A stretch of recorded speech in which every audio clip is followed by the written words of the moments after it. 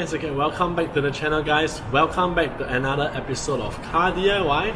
For today's episode guys, I've been thinking of doing this for a while now. I mean, because the mileage is up already, so I gotta do it, right? And at the same time, there were some concerns, okay, because in order to do this, right, I have to put my life at risk. Yes, okay, for those of you who have seen my previous videos, right, there was a video about last year, if I'm not wrong, right, when I was changing the rear brake pads. Yeah, I actually got into a slight accident and I almost lost my leg. Yeah, so it was a scary ordeal. For those of you who have not seen it, you can check out the link on top over here. Yeah, and today's episode, I need to go under the car. Yes, so it is quite scary for me as well, right? But don't worry, okay, because I've actually bought a lot of equipment, okay, because the last time when I did it, right, I was not prepared, you know, for such a, you know, DIY, maintenance DIY. So for today's episode, guys, okay, we will be changing the engine oil and the oil filter in the BMW F10. Alright, so as you know guys, this is a very simple maintenance. I used to do it, you know, many years ago, okay, on my motorbikes. I used to ride a bike for a very long while, okay. I mean, I love bikes, and you know, for motorbikes, right, it is much more affordable in Singapore. Yeah, but not so much now because the prices are crazy.